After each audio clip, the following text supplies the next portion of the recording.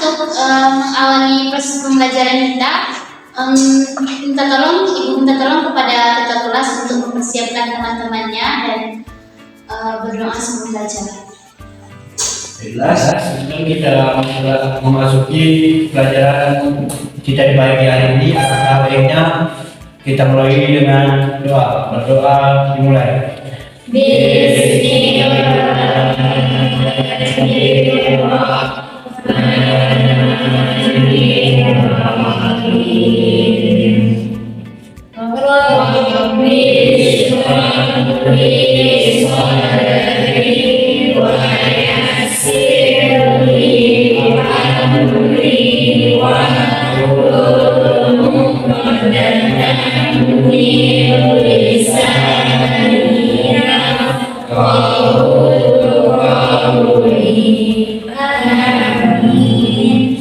Berdoa selesai. Assalamualaikum warahmatullahi wabarakatuh. Waalaikumsalam warahmatullahi wabarakatuh. Alhamdulillahirrahmanirrahim. Wassalatu wassalamu ala asyrafil anbiya'i wal mursalin wa ala alihi wa ashabihi ajma'in. Allahumma shalli ala sayyidina Muhammad wa ala ali sayyidina Muhammad. Selamat pagi menjelang siang ini Anda semua. Pagi. Bagaimana kabarnya hari ini? Alhamdulillah sehat. Sebelumnya Ibu absen terlebih dahulu ya. Ima Al-Warizi dari Zuban, Faradila Fitri Aliza, Lutfiah Naifah Raihana Sinurat. Masya Allah ya namanya. Maghfirah Putri Syarani,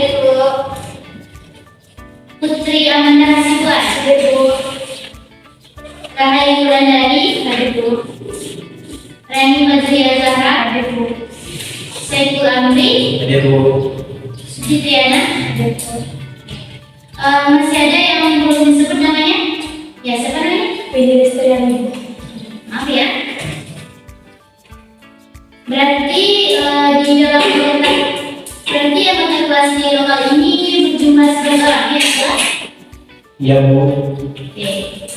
Alhamdulillah pada hari ini anak-anak ibu ada semuanya.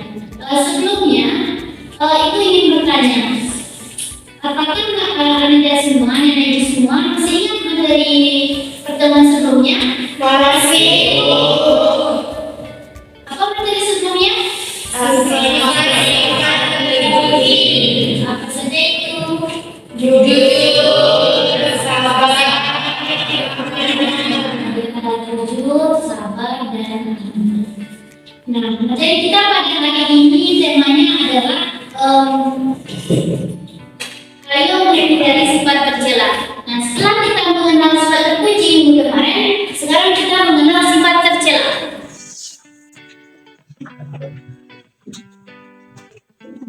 Ada yang tahu apa itu sifat tercela? Iya, kepada Fira, silakan. Sifat tercela itu adalah apa yang buruk yang tidak boleh kita miliki dalam pribadi kita. Ya, ada yang mau melengkapi? Oke, jawaban Fira tadi benar bahwa sifat tercela ini adalah sebuah sifat atau perilaku yang buruk dan tidak baik menurut agama Islam. Jadi sebagai seorang muslim, sebagai seorang yang menganut agama Islam, kita harus menghindari sifat tercela ini. Nah, pada pertemuan kali ini kita membahas sifat tercela itu hanya 3. Yang pertama yaitu hubbu dunia. Yang kedua adalah hasad. Yang ketiga ria. Ada yang tahu apa itu hubbu dunia? Tidak ada yang tahu? Belum ada yang tahu? Belum. Oke, belum. Hubbu dunia ini artinya hubbu. Hubun itu artinya cinta.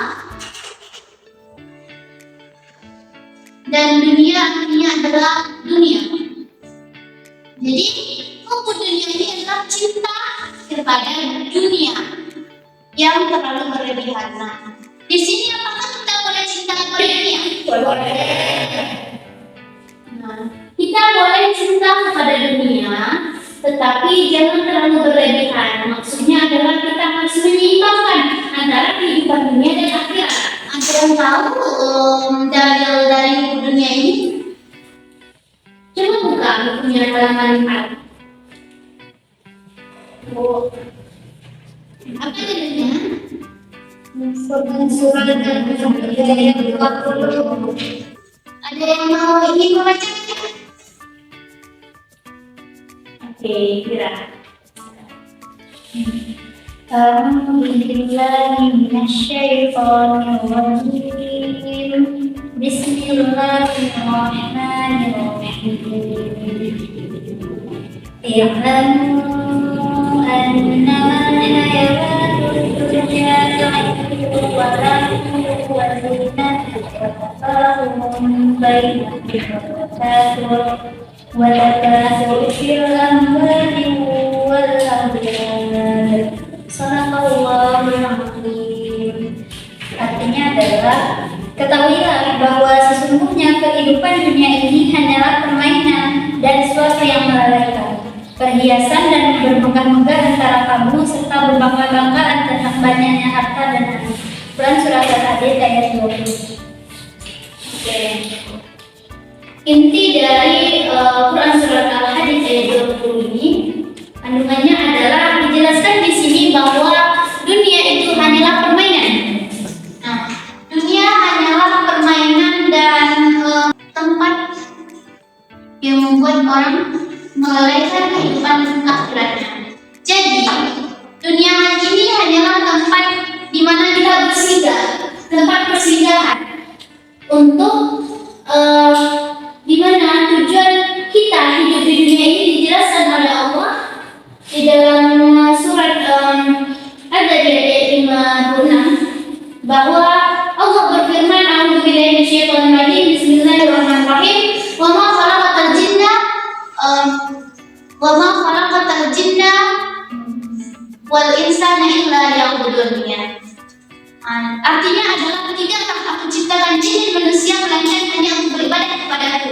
Nah, jadi kenapa Allah menciptakan kita dan bertempat di dunia ini adalah untuk beribadah kepada Allah. Jadi bukan untuk mengejar kehidupan yang layak, dunia. Apa faktor penyebab dari buku dunia ini? Yang pertama adalah menganggap dunia itu sebagai tujuan utama, bahkan sebagai sarana, bahkan melupakan bahwasanya dunia ini hanya sebagai sarana untuk mencapai tujuan akhirat. Yang kedua adalah suka mengumpulkan harta.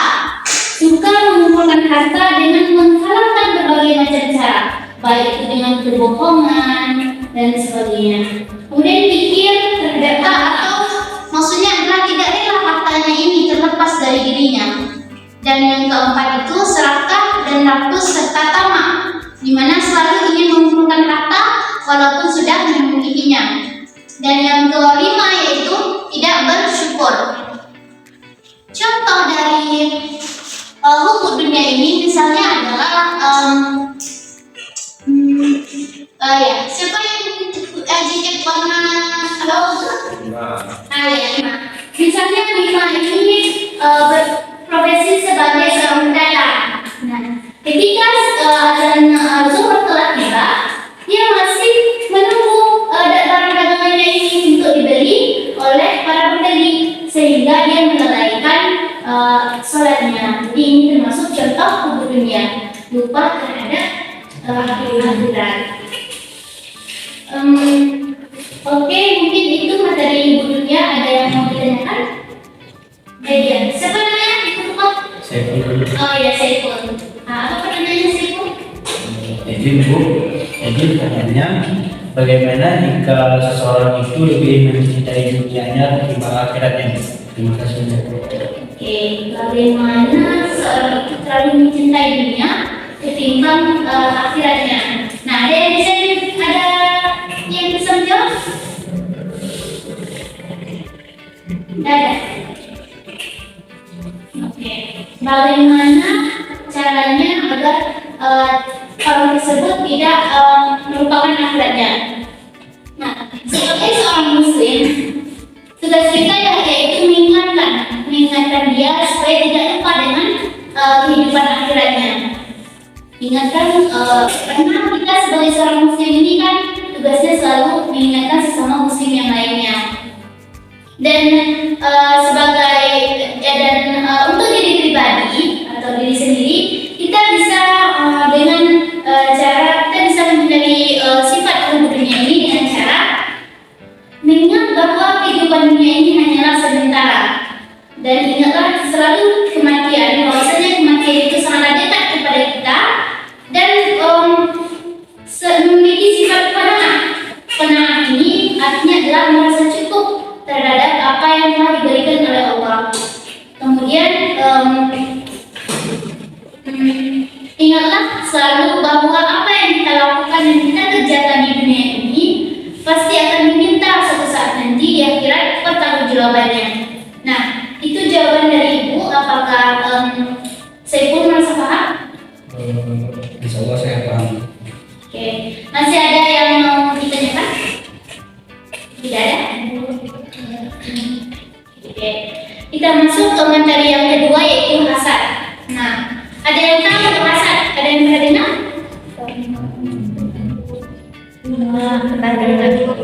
Apa itu hasad?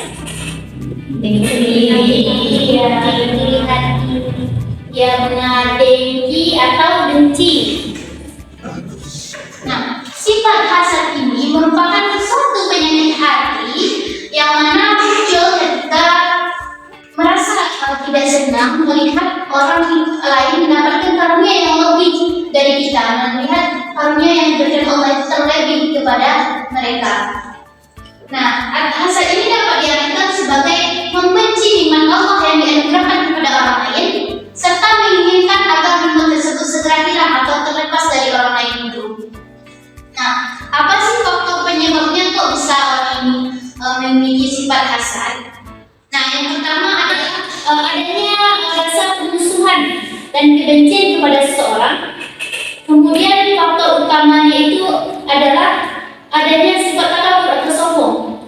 Nah, sehingga merasa diri sendiri yang paling baik atau paling benar, bahkan paling hebat dari orang lain. Dampak negatif dari hasad ini ialah yang pertama menghilangkan amal kebaikan. Yang kedua, merasa senang jika orang lain tertimpa musibah.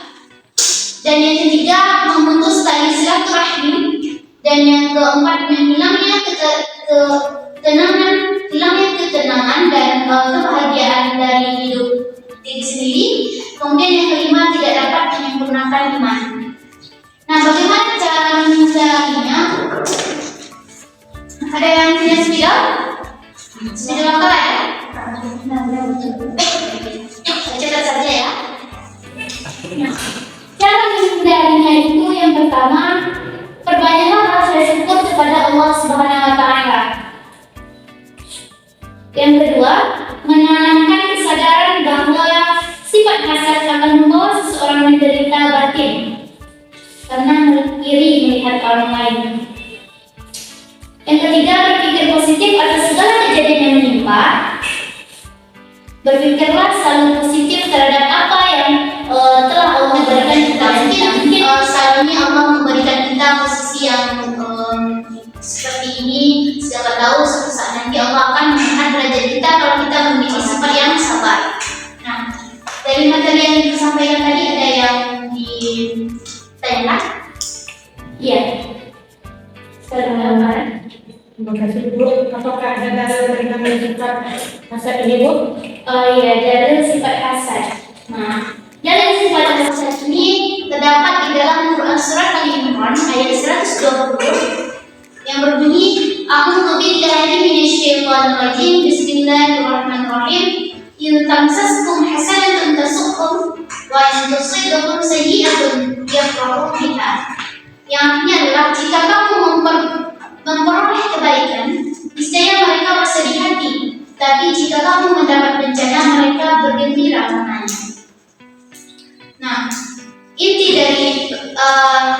kandungan ayat ini adalah bahwa apabila kita memperoleh suatu kenikmatan, tidak bisa kita pungkiri bahwa pasti ada yang merasa tidak senang kepada kita. Oleh sebab itu, untuk agar mencegah hal itu, maka apabila kita memiliki rezeki yang lebih, kita hendaknya berbagi kepada sesama. Karena hasad ini merupakan sifat yang penyakit hati yang sangat buruk. Karena sebagaimana kita dengar istilah yaitu SMS.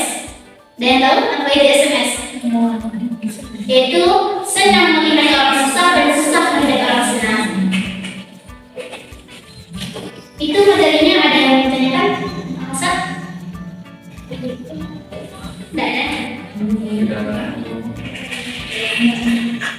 Lanjut ke materi ria. Yang terakhir yaitu ria.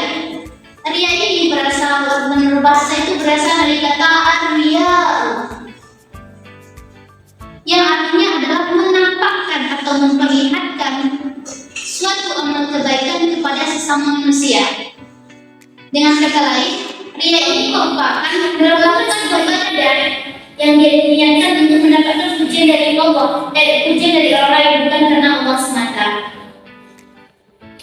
Nah, ada yang ingin memberikan contoh lain? Oke, Cici, silakan. Misalnya ada orang yang ingin bersedekah uang 100.000, tapi dia ingin memperlihatkan uang sedekahnya tersebut kepada orang miskin. Iya benar. Dalil tentang ria yaitu Al-Baqarah 264. Ada yang membacakan? Dari setelah membacakan Ibu Polisi. Ya.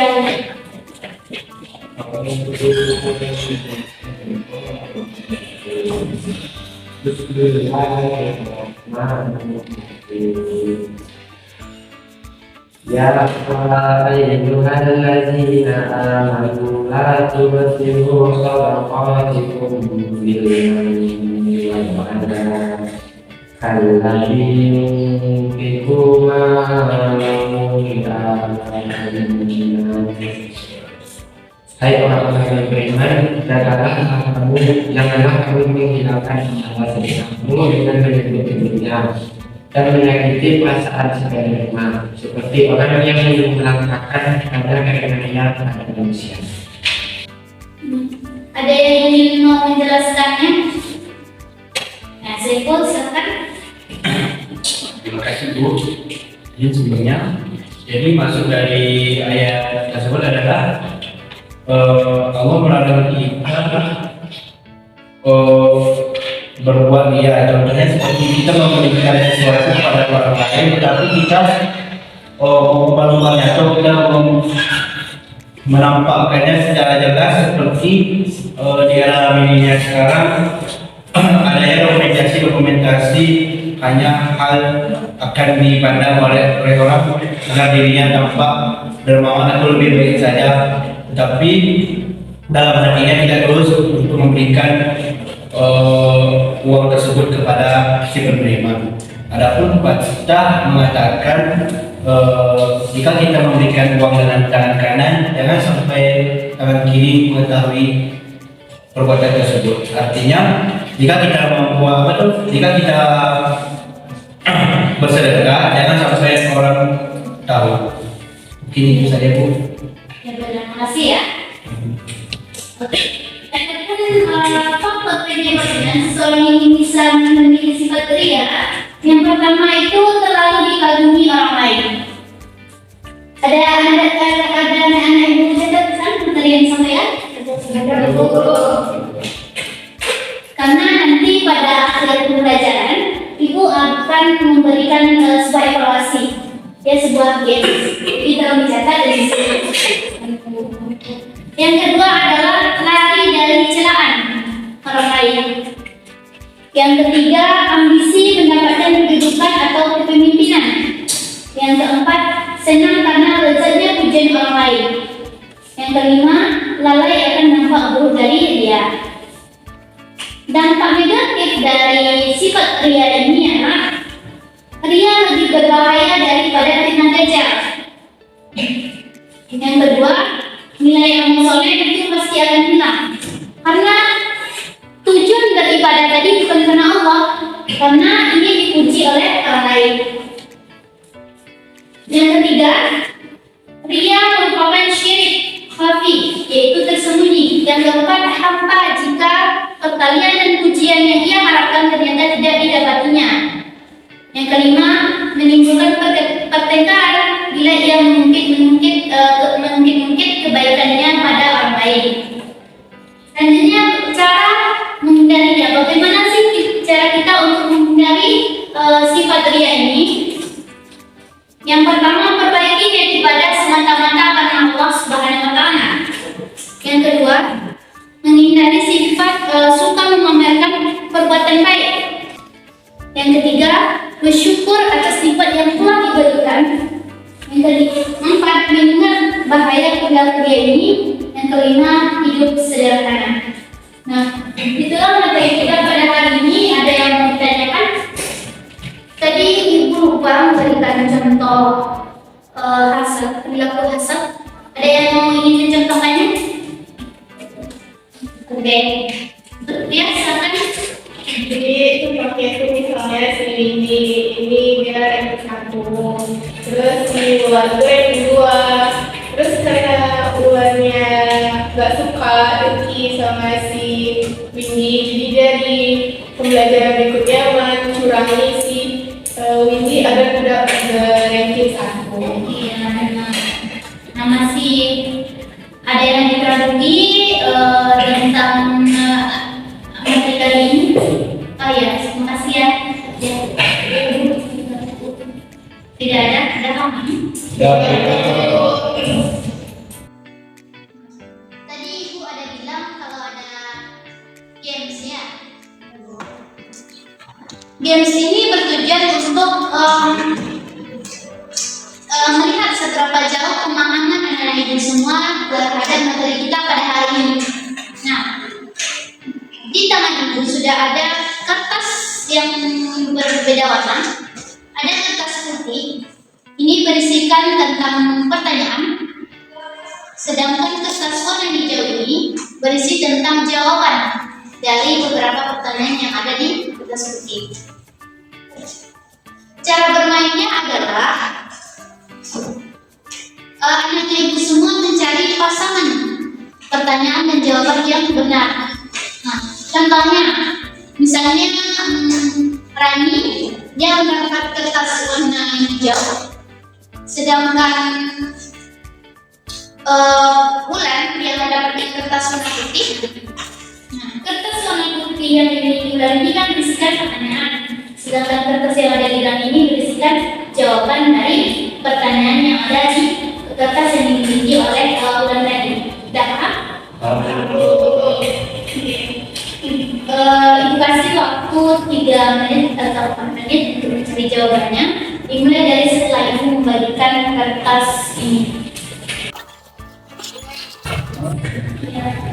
Dah, silakan dimulai lagi permainannya. Jangan ada yang ribut ya.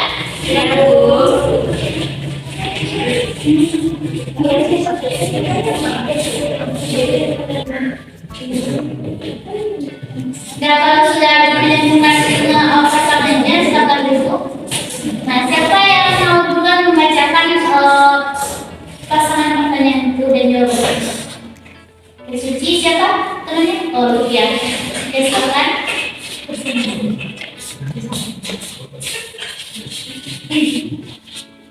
Dari pertanyaannya, apa yang menyebabkan seseorang berperilaku hasad? Jadi jawabannya ada dua sebab yang membuat seseorang melakukan hasad. Yang pertama adanya rasa menunjukkan kebencian kepada seseorang, dan yang kedua adanya sifat takabur atau sombong, yakni merasa diri sendiri yang paling baik, paling benar, atau paling hebat. Oke, bagaimana jawabannya benar? Benar. Setus.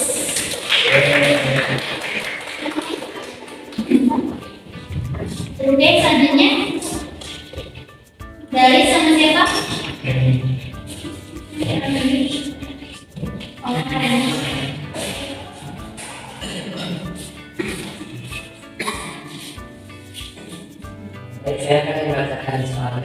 pengajaran adalah seseorang dapat digunakan di dunia.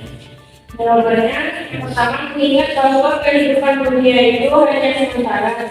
Yang kedua, memperbanyak mengingat kematian. Yang ketiga, qanaah, yaitu merasa cukup terhadap yang dimiliki. Yang keempat, mengingat bahwa apa yang dilakukan di dunia akan dimintai pertanggungjawaban di akhirat. Ya, bagaimana jawabannya, Nat? Benar.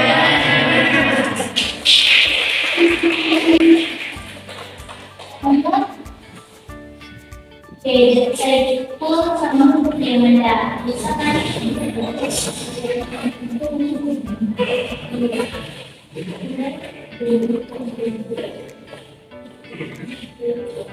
Ya, saya membacakan saya.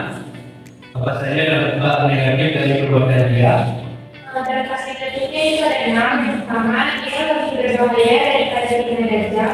Yang kedua, nilai amal soleh hilang. Yang ketiga, terkena penyakit rohani berupa gila ujian atau gila lemah. Yang keempat, akan merasa mampu dan kecewa apabila tidak mendapat perhatian dan pujian. Yang kelima, menjadi sebab azab di neraka. Dan yang terakhir, mendapat kesesatan seseorang. Ya, bagaimana jawabannya, Nat?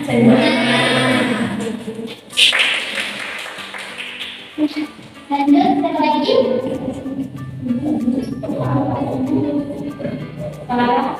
Yang lima.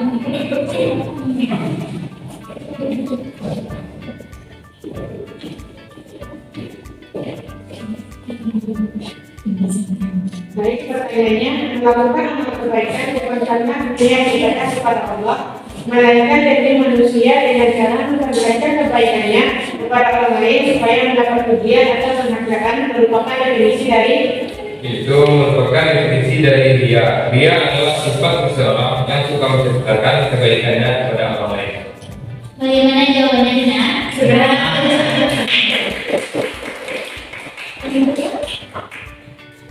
Masih ada?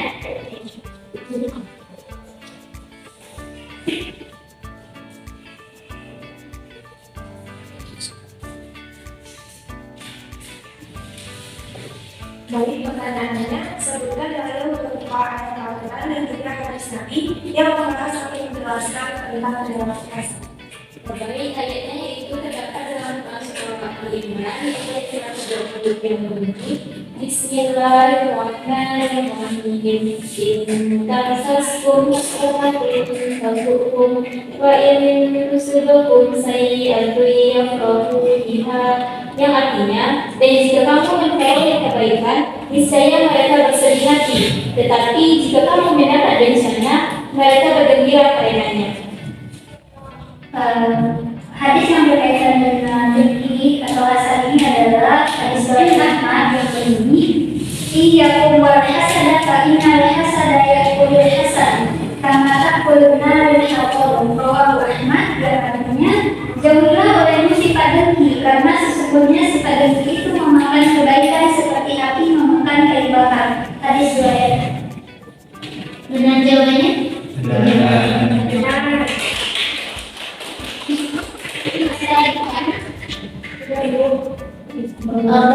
Ibu lihat dari games tadi, kayaknya Anda semua sudah paham dengan materi kita pada hari ini ya. Kesimpulan materi kita pada hari ini tentang sifat tercela ini adalah sifat tercela ini adalah satu sifat atau akhlak yang buruk dan tidak baik dalam agama Islam yang harus kita hindari. Akhlak tercela ini misalnya adalah hubub dunia. Hubub dunia itu cinta yang terlalu berlebihan kepada dunia sehingga melupakan akhirat. Kemudian hasad yaitu dengki, melihat kenikmatan yang diperoleh oleh orang lain, dan riya yaitu menampakkan atau memperlihatkan satu ibadah dengan harapan untuk dipuji oleh orang lain, bukan karena mengharap dari Allah. Sebelum kita menutup proses pembelajaran pada hari ini, pada kedua kelas silakan siapkan teman-temannya dan berdoa. Ya, untuk semuanya dikarenakan kita sudah habis mempelajari pelajaran pada pagi menjelang siang ini. Langkah baiknya kita mengucapkan hamdalah dan dilanjutkan dengan membaca doa kafaratul majlis.